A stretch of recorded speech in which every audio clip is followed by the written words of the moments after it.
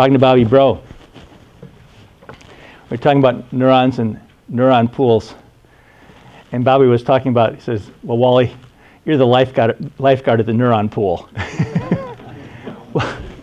Well, in fact, we actually all are lifeguards at the neuron pool when you think about it. I mean, that's kind of what we do in a way. I think it's a great saying you said, Bobby. It's like lifeguard at the neuron pool. You know, we're all lifeguards at the neuron pool. We're really trying to save the neurons and get the most out of them.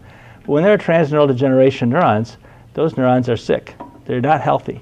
And they're not healthy sometimes due to no fault of their own. Sometimes they're doing what they're supposed to do. They've just been overstimulated. Or sometimes they've been so understimulated that their metabolism is weak. And then when you ask them to do something, they don't respond. Or maybe you make them worse. Have you not ever had a patient who came in and you adjusted them if you're a chiropractor and they felt great and they came back and said, you know, I felt great, but I was all back again the next day, and you can never duplicate it? You can never get it back the good as you got it that one time? Haven't you had patients like that sometimes? And what happens is sometimes you have a patient who's been understimulated for a long time. You have some neuron pool which has been understimulated for a long time.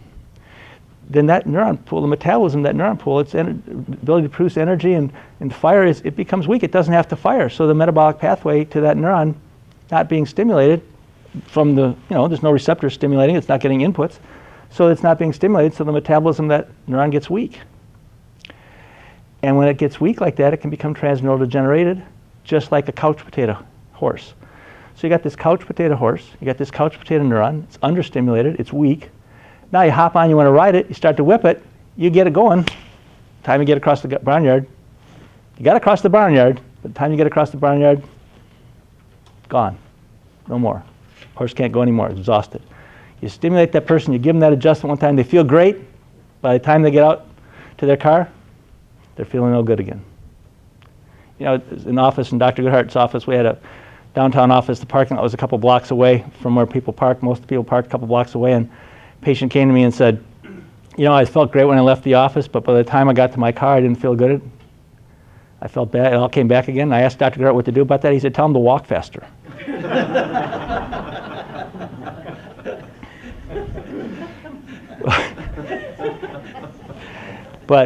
But sometimes what you do is you treat a patient, and if it happens to be there's been a problem for a long time, the neurons that you're trying to stimulate that haven't been working are so fatigued, just because like a couch potato, they just haven't been working, that when you stimulate them, you get a burst of activity followed by exhaustion. You whip a tired neuron. And sometimes that happens. And so that's why we see sometimes people who had a quick response to a treatment, and then later it falls off. And sometimes you never get it back again. So I had a patient one time, way back in the 1980s, before I knew anything about, before there was a chiropractic neurology course, back in the early 80s. And I had this patient come to see me, older woman who had dystonia of her facial and TMJ dystonia. All the time, all waking hours. And it caused her to grind her teeth, she couldn't eat. And it was just horrible. Her teeth were ground down, and her face was constantly moving and contorting and contracting. And I treated her the third time, and it stopped. And I put together whatever it was the third time. I remember I did a bunch of cranial techniques on her that time. I'd done some things before, but this particular third time I did a bunch of stuff that was maybe more cranial techniques, whatever it was, all of a sudden it stopped. She came back again for a follow-up, which I don't know, a couple weeks later, whatever it was, and it was all back again worse.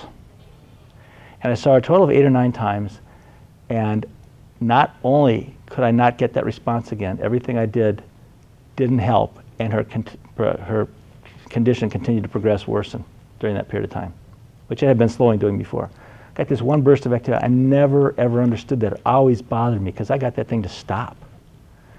What I had done was I'd taken some transneural degenerated neurons, which were exhausted, and I whipped that tired horse and got it going again.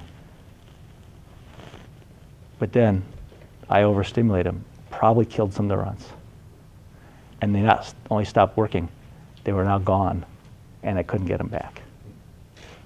And we can do that sometimes.